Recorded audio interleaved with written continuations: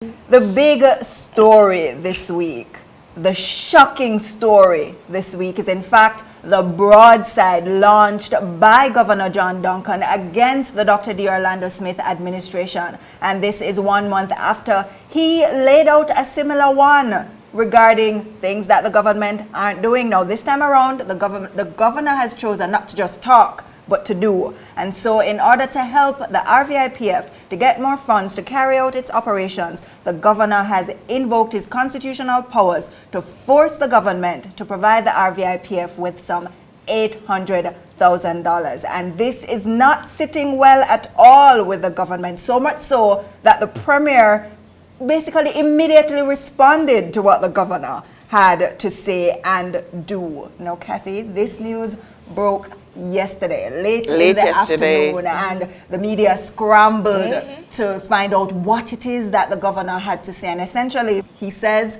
for the past 4 months, this is since November, he has been requesting on behalf of the police force, since he has responsibility for the police force, additional funds for them, since what has been provided in this year's budget, which is about some $16 million, isn't considered sufficient. And so after waiting and nothing coming through, he has decided to force the hand of the government. Another point made by the governor was that he could not allow this situation to continue because he demits office in August, and essentially he does not want his successor to come in and be faced with a similar situation. I did say to him that as we are changing governor in August of this year, I am not prepared to leave this matter to drift.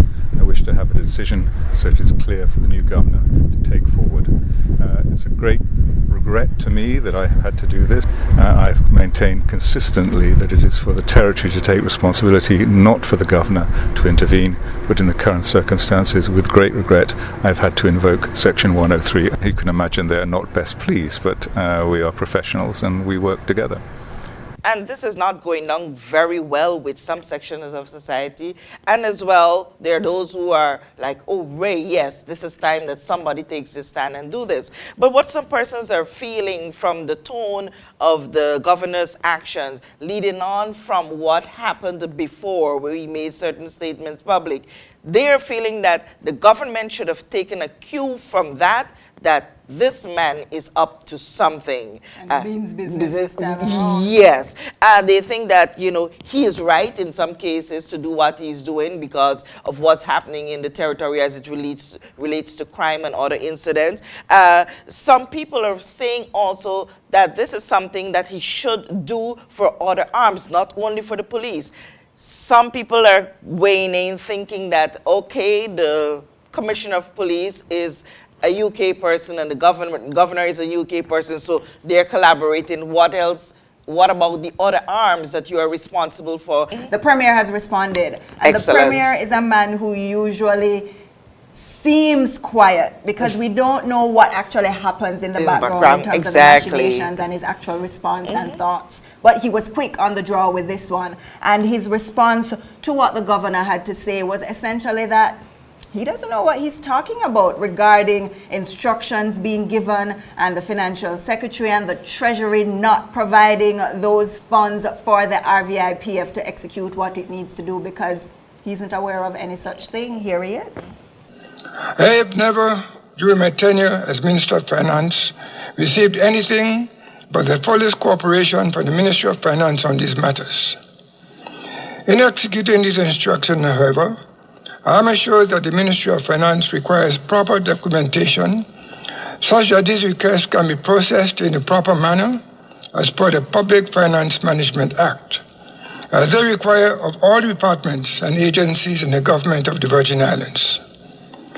This is because when spending or extra budgetary funding is requested by any department of government, monies can only be disbursed after proper paperwork has been received in the Ministry of Finance. Further, I am not aware of any instance that any request to render financial assistance to the police, sanctioned by myself, Cabinet, or the National Security Council, has ever been rejected.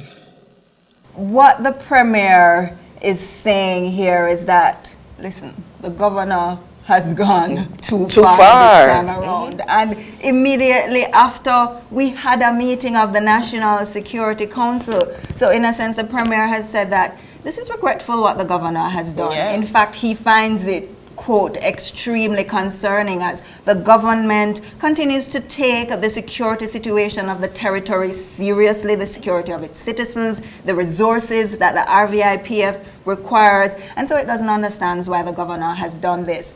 And he also pointed out that monies have been allocated for the RVIPF to collect, but that has been done so far, including checks having been written since December 2016. So let's have him tell us exactly what has transpired over the past couple of months. Operation Lucan. NSC has approved the continuation of this important police operation and has requested the $116,000. The Ministry of Finance is awaiting formal requests to process the funding. Purchase of 6 interceptor vehicles to arrive in May 2017. The check is at the Treasury for collection since December 2016. Upgrade of CCTV camera system. The check is at the Treasury for collection since December 2016. Purchase of law enforcement equipment from TEC Supply. The check is at Treasury for collection since December 2016. Renovations to cells at the Rotan Police Station by Jeja Construction. The check is at Treasury for collection since 2016 December. Maintenance of engine of police boats. The check is at Treasury for collection since December 2016. Sanitary ware for cells. The check is at Treasury for collections since December 2016. 3 new initiatives in relation to police recruits relating to the purchase of vehicles for police training and supplies for new equipment for police training camp, all approved and paperwork received. As you can see from all the foregoing, this government has never shied away from ensuring the safety and security of the people of this territory and providing the finances to do so. And we are not to do so about to do so now. I find it extremely regrettable that the governor should feel it necessary to invoke his reserve powers in a matter such as this, where more funding has been given to the police in 2017. His actions are extremely concerning, since in addition to always providing the police with financial resources, the governor, the deputy governor, the deputy premier rather, the commissioner and I meet bi-weekly in the very national security meetings where concerns related to safety and security are dealt with. We have always dealt with these in an amicable and effective manner, and I'm fully confident that this will continue. The Premier talking strongly to the governor and refuting what has been said. But what I tried to find out, and I got some amount of clarity, I don't know the authority to which this person is very informed about how a treasury operates. But what I was made to understand, that the time, Premier did mention that there are a number of checks there waiting for the Royal Virgin Islands Police Force to pick up, and they were signed in December. Including a check for Operation Lucan, which is the investigation of corrupt officers in the force. Yes, but so what was explained to me, I don't know how correct it is, but it says that those monies, yes, may have been signed, the checks may have been signed off in December, but because of how the financial year runs, it was too close to the end of the year for the Royal Virgin Islands to pick up, because they would not have been able to execute what those monies are for before the close of the financial year. So what is required for them to do now is to re-requisition for those monies, and that is why it's dated. How truthful is this? I could not have gotten anyone to confirm that with me from the Treasury Department. Kathy, the big question is, why is it that these allocations are there, or these checks are there sitting and waiting to be picked up? Who is responsible for informing the relevant parties that they can come and get these funds so that things can move along? And has that information been passed on? And if so, why hasn't it been acted on? So hopefully we can get these answers in short order, since this story has a lot of moving parts. Now, one of the things that I want to point out that the Premier indicated, among other things that are being looked at to shore up the RVIPF so that it can tackle crime efficiently, is that there has been a proposal for retired police officers to be brought back, in addition to outside resources from outside of the territory, to add to the investigative capacity of the force. But Kathy, what we really need to look at is what exactly is happening between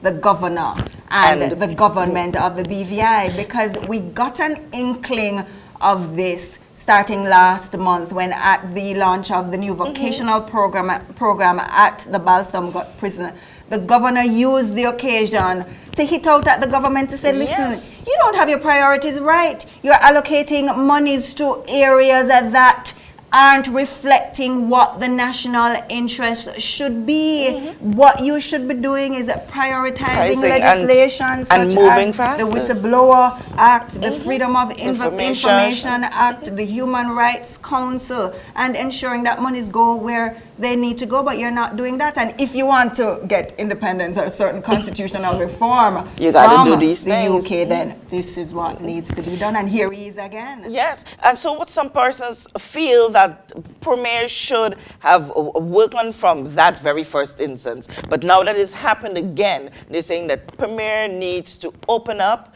come to the fore pronto with persons, because it seems so concerning and surprising that we just had a meeting which, based on the Premier's response, seems as though we had a common understanding that we are going to do this at this time and this for that. And suddenly you are going to call a press conference to say that, look, I am instituting this power. What it is, I want to raise my chest to show that I have authority, and I'm going to go down in the history books of the Virgin Islands.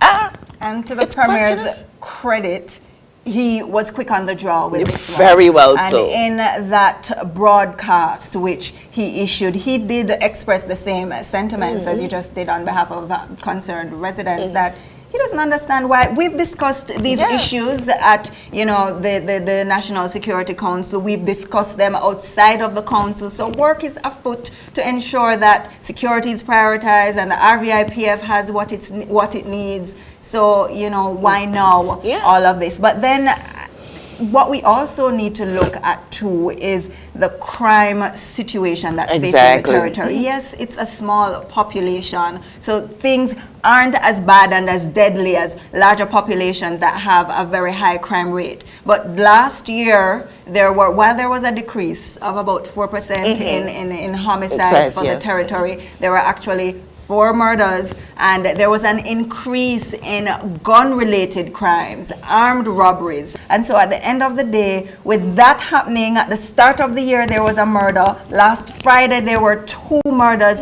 Persons are very worried about the state of the territory when it comes to security, and maybe that also helped to push the governor to take this decision. And being a small territory, based on a discussion I had with someone recently, not to say because you had 2 murders or 4 murders in a year, it is not as significant as other territories or countries that are much larger. The fact that this is such a very small territory, the impact is felt even greater than a bigger country. And so we must at all costs fight to curb these, and also bring these persons to justice, give families closure, because we're such a small and close-knitted territory. So it's a very serious matter. And that comes down to resourcing the RVIPF. Now, Kathy, we can't go without making it known that the former opposition leader, the 3rd District Representative,